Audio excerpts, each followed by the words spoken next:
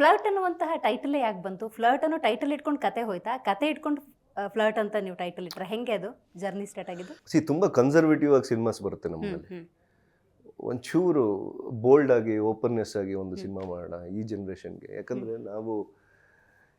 ನೀವು social media ಅಥವಾ ಎಲ್ಲ ನೋಡಿದ್ರೆ ಕನ್ಸರ್ವೇಟಿವ್ನೆಸ್ ಕಡಿಮೆ ಆಗಿದೆ ಈಗ. ಅಂದರೆ ಒಂದು ಫಿಕ್ಸ್ಡ್ ಇಲ್ಲ, ಯಾರು ತುಂಬ ಓಪನ್ ಮೈಂಡೆಡ್ ಆಗಿದ್ದಾರೆ. ಈಗ ನೀವು ಮೀಡಿಯಾಲೇ ಎಷ್ಟು ತೋರಿಸ್ತಾ ಇರ್ತೀರ ಹೇಳಿ. ಸೊ ಆ ಒಂದು ಥಾಟ್ ಇಟ್ಕೊಂಡು ಒಂದು ಬೋಲ್ಡಾಗಿ ಒಂದು ಸಿನಿಮಾ ನೋಡಬೇಕು, not in terms of expose ಆ ಥರದ್ದಲ್ಲ. ಒಂದು ಮೈಂಡ್ ಸೆಟ್, ಒಂದು ಥಾಟ್ಸಲ್ಲಿ ಬೋಲ್ಡ್ನೆಸ್ ಇರಬೇಕು ಅಂತ. ಸೊ ಆ ಥರ ಬಂದಾಗ ಒಂದು ಕ್ಯಾರೆಕ್ಟರ್, ನಮ್ಮ ಫ್ರೆಂಡ್ ಅಯ್ಯಪ್ಪ ಅಂತಿದ್ದ ಬಿಗ್ ಬಾಸಲ್ಲಿ, ಕ್ರಿಕೆಟರ್ NC ಅಯ್ಯಪ್ಪ ಅವರು ಒಂದು ಟೈಮಲ್ಲಿ ಸುದೀಪ್ ಸರ್ ಕಾನ್ವರ್ಸೇಷನ್ ಮಾಡಬೇಕಾದ್ರೆ ಒಂದು 300 ವಿಕೆಟ್ಸ್ ಏನೋ ಬೀಳ್ಸಿದ್ದೀನಿ ನಾನು, ಅದು ಇದಂತಿದ್ದ. ಯಾವುದೋ ಕ್ರಿಕೆಟ್ ಅಲ್ಲ ಅಯ್ಯಪ್ಪ ಅವರೇ, ಅಥವಾ ಅದೊಂದು ಕಾನ್ವರ್ಸೇಷನ್ ಆಯಿತು. ಅವಾಗ ಏನೋ ಫ್ಲರ್ಟಿಂಗ್ ಗೇಟಿಂಗ್ ಅಂತ ಹೇಳ್ತಾ ಇದ್ರು.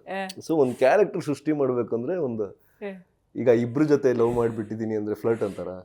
ಇಲ್ಲ ಪಾಪ. ಅಥವಾ ಒಬ್ರು ಹೀರೋ ಸೂಪರ್ ಸ್ಟಾರ್ ಇಬ್ರು ಹೊಡೆದ್ರೆ ಮಾಸ್ ಹೀರೋ ಅಂತಾರ? ಇಲ್ಲ, ಒಂದು 50 ಜನ ಹೊಡಿಬೇಕು. ಸೊ ಇಲ್ಲೊಂದು 100 ಜನ ಜೊತೆ ಫ್ಲರ್ಟ್ ಮಾಡಿ 99 ಜೊತೆ ಸಿಗಾಕೊಂಡಿರ್ತಾನೆ. ಸೊ ಆ ಥರ ಒಂದು ಕ್ಯಾರೆಕ್ಟರ್ ಫಸ್ಟ್ ಫಿಕ್ಸ್ ಮಾಡಿದೆ. ಹಿಂಗೆ ಇರಲಿ ಒಂದು ಪ್ರೊಟಾಗನಿಸ್ಟೇ ಏನೋ ಗೊತ್ತಿಲ್ಲ ಅದು. ಸೊ ಇರಲಿ ಅಂತ ಫಿಕ್ಸ್ ಮಾಡಿದೆ. ಅದರ ಸುತ್ತ ಒಂದು ನಮ್ಮ ಸಿಟ್ಫೀಲ್ಡ್ ಸ್ಕ್ರೀನ್ ಪ್ಲೇ ರೈಟರ್ ಇದ್ದಾರೆ, ಗುರು ಆಫ್ ಸ್ಕ್ರೀನ್ ಪ್ಲೇಸ್ ಅಂತ ಕರೀತಾರೆ. ಸೊ ಆ ಒಂದು ಲೂಪಲ್ಲಿ ಒಂದು ರಿವರ್ಸ್ ಸ್ಕ್ರೀನ್ ಪ್ಲೇ ಮಾಡಿಕೊಂಡು ಈಗ ಮಾಡಿದ್ದೀನಿ, ನೋಡೋಣ. So that is how flirt ಅನ್ನೋದು ಹುಟ್ಟಿದ್ದು ಹಾಗೆ. ಬಟ್ ಈ ಪಾತ್ರಕ್ಕೆ ನಾನೇ, ಯಾಕಂದ್ರೆ ಡೈರೆಕ್ಷನ್ ರೆಸ್ಪಾನ್ಸಿಬಿಲಿಟಿ ಅನ್ನೋದು ಬಹಳ ದೊಡ್ಡದು. ಈಗ ನೀವು ಆಗ್ಲಿಂದ ಹೇಳ್ತಾ ಇದ್ರಿ, ನಾನು ಅಷ್ಟೇನು ಸ್ಟ್ರಗಲ್ ಮಾಡಿಲ್ಲ ಬಿಡಿ, ಹೆಂಗೆ ಬಂತು ಹಂಗೆ ತೊಗೊಂಡೋಗ್ತಾ ಇದ್ದೆ, ಐ ವಾಸ್ ವರ್ಕಿಂಗ್ ಅಂತ ಹೇಳಿ. As a artist may be ನಿಮ್ಗೆ easy, but as a director ಹೆಂಗಿತ್ತದು? ನೀವೀಗ ಹೊಸ ಜಾಗ ನೋಡೋಕೆ ಹೋಗ್ತೀರ ಅನ್ಕೊಳ್ಳಿ, ನೀವು ಖುಷಿಯಾಗಿ ನೋಡ್ತೀರಲ್ಲ. ಸೊ ಒಂದು ತಿಂಗಳಾದ್ಮೇಲೆ ಸ್ವಲ್ಪ ಅಯ್ಯೋ ಮನೆಗೆ ಹೋಗ್ಬೇಕು ಅನ್ಸುತ್ತೆ. ಸೊ ಆ ರೀತಿ ನಾನು ತುಂಬ ಎಂಜಾಯ್ ಮಾಡಿದೆ ಆ್ಯಕ್ಚುಲಿ. ಕಂಪ್ಲೀಟ್ ಡೈರೆಕ್ಷನ್, ತುಂಬ ಪ್ರೆಷರ್ ಅಂತೂ ತುಂಬ ಇತ್ತು. ಪ್ರೊಡ್ಯೂಸರ್ ಆಗಿರಲಿಲ್ಲ, ದುಡ್ಡು ಕೊಡೋದಷ್ಟೇ.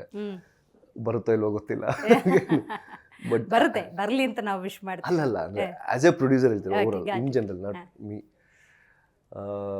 ಸೊ ಆ್ಯಕ್ಟರ್ ಆಗಿ ನಾನೇ ಬರ್ದಿರೋದ್ರಿಂದ ಇಟ್ ವಾಸ್ ವೆರಿ ಈಸಿ, ನನ್ನ ಸ್ಕ್ರಿಪ್ಟೇ ಆಗಿರೋದ್ರಿಂದ. ಸೊ ಆ್ಯಸ್ ಎ ಡೈರೆಕ್ಟರ್ ಎಲ್ಲನೂ ಹ್ಯಾಂಡ್ಲ್ ಮಾಡಬೇಕು and everything have to calculate. ಎಲ್ಲನೂ ಕ್ಯಾಲ್ಕುಲೇಷನ್ ಮಾಡಿ ಅದನ್ನ ತೆರೆ ಮೇಲೆ ತರಬೇಕು, ಅದು ಹಾಗೆ ಬರಬೇಕು, ಮ್ಯೂಸಿಕ್ಕಿಂದ ಹಿಡಿದು ಎಫೆಕ್ಟ್ಸಿಂದ ಹಿಡಿದು ಎಲ್ಲನೂ. ಸೊ ಅದೊಂಚೂರು ತುಂಬ ಜವಾಬ್ದಾರಿ ಜಾಸ್ತಿ. ಬಟ್ ಲಕ್ಕಿಲಿ ನನಗೆ ಸೀನಿಯರ್ DOP ವೇಣು ಸರ್ ಇದ್ದಾರೆ, senior music director Jessie gift ಇದ್ದಾರೆ, ನಕುಲ್ಸ್ ಅಮೇಝಿಂಗ್ BGM ಕೊಟ್ಟಿದ್ದಾರೆ, ಆ್ಯಂಡ್ ಸೀನಿಯರ್ ಆರ್ಟಿಸ್ಟ್ಗಳು ಸಾಧು ಸರ್, ಅವಿನಾಶ್, ಶ್ರುತಿ ಮ್ಯಾಮ್, ಅಶೋಕ್ ಹೆಗಡೆ, ಅರವಿಂದ್ ರಾವ್ ಅವರು, ಆಮೇಲೆ ಮೂಕ್ ಸುರೇಶ್, ನಮ್ಮ ವಿನಯ್ ಗೌಡ ಅವರು, ಗಿರಿ ಎಲ್ಲ. ಅಂದರೆ ದೇ ಆರ್ ಆಲ್ ಎಕ್ಸ್ಪರ್ಟ್ಸ್. ಅವ್ರಿಗೇನು ನಾವು ಹೇಳೋದೇ ಬೇಡ, ಅವ್ರಿಗಿರೋ ಎಕ್ಸ್ಪೀರಿಯನ್ಸ್ಗೆ ಏನೋ ಒಂದು ನಮ್ಮ ಭಾವನೆಗೆ ಏನೋ ಒಂಚೂರು ಕರೆಕ್ಷನ್ ಹೇಳಿದ್ರೆ ನಮ್ಗೆ ಹಿಂಗೆ ಬೇಕು ಅಂತ ಇಮ್ಮಿಡಿಯೇಟಾಗಿ ಆಗುತ್ತೆ. ಸೊ ಆ ಒಂದು ಪ್ರೆಷರ್ನ ತುಂಬ ಕಡಿಮೆ ಮಾಡಿದ್ರು ನನ್ನ ಮೇಲೆ. ಸೊ ಅದರಿಂದ ತುಂಬ ಈಸಿ ಆಯಿತು ಜರ್ನಿ. ಪ್ರೆಷರ್ ಇದೆ, ಪ್ರೆಷರ್ ಇಲ್ಲ ಅಂತಲ್ಲ, ಇವತ್ತಿಗೂ ಆ ಡೈರೆಕ್ಷನ್ ಹೆಂಗೆ ಒಪ್ತಾರೋ ಇಲ್ವೋ ಅನ್ನೋ ಪ್ರೆಷರ್ ಇದೆ. ಬಟ್ ಆ ಪ್ರೆಷರ್ನ ಅವ್ರು ತುಂಬ ಜವಾಬ್ದಾರಿನ ಅವ್ರು ಕಡಿಮೆ ಮಾಡಿದ್ದಾರೆ ಆ್ಯಕ್ಚುಲಿ. ಡೈರೆಕ್ಷನ್ ಶಿಫ್ಟ್ ಆಗ್ಬೇಕಂತ ಯಾಕೆ ಅನ್ನಿಸ್ತು? ಇಲ್ಲ, ನನಗೆ ಫಸ್ಟ್ ಆ್ಯಕ್ಟರ್ ಆಗೋಕ್ಕಿಂತ ಮುಂಚೆ ಪರಮ್ ಸರ್ ಹತ್ರ ಹೋಗಿ ಒಂದು ಫ್ರೆಂಡ್ಸ್ ಇಂಗ್ಲೀಷ್ ಸೀರೀಸ್ ಇದೆ ಗೊತ್ತಾ? ಸೊ ಆ ಥರದ್ದು ಕನ್ನಡದಲ್ಲಿ ಮಾಡೋಣ ಅಂತ ಒಂದು ಸ್ಕ್ರಿಪ್ಟ್ ತೊಗೊಂಡೋಗಿ ಕೊಟ್ಟು ನಾನು ಪ್ರೊಡ್ಯೂಸ್ ಮಾಡ್ತೀನಿ ಅಂತ ಕೊಟ್ಟಿದ್ದೆ 2010 ಆಫ್ಟರ್ ಪ್ಯಾಟೈಮ್ ಅಂತ. ಅವ್ರಿಗೆ ಕೆಳಗಿನ ಮೇಲೆ ನೋಡಿದ್ರು, ಪಾಪ ಹುಡುಗಂಗೆ ಏನು ಎಕ್ಸ್ಪೀರಿಯನ್ಸ್ ಇಲ್ಲ, ಬೆಟರ್ ಮಾಡ್ಕೊಂಬನ್ನಿ ಅಂತಲೂ ಕಳ್ಸೋಣ. ರಿಜೆಕ್ಟೆಡ್ ಅದು ಆ್ಯಕ್ಚುಲಿ. 3 days ಆದಮೇಲೆ ಕಾಲ್ ಮಾಡಿದ್ರು ರಾಧಾ ಕಲ್ಯಾಣ ಸೀರಿಯಲ್ಗೆ. ಸೊ ಅವಾಗ ನಾನು ಆ್ಯಕ್ಟರ್ ಆಗಿದ್ದೆ ಆ್ಯಕ್ಚುಲಿ. ನನಗೆ ಗೊತ್ತಿರಲಿಲ್ಲ ಜನ ಅಕ್ಸೆಪ್ಟ್ ಮಾಡ್ತಾರಾ, ಆ್ಯಕ್ಟಿಂಗ್ ಮಾಡೋಕ್ಕಾಗುತ್ತಾ ಅಂತ. ಬಟ್ ಡೈರೆಕ್ಷನ್ ಮಾಡ್ಬೋದು ಅಂತ ಅಂದ್ಕೊಂಡಿದ್ದೆ. ಬಟ್ ಒಂದು ಆ್ಯಕ್ಟಿಂಗ್ ಜರ್ನಿನೇ ಒಂದು 10-12-13 ವರ್ಷ ಹೊರಟೋಯ್ತು.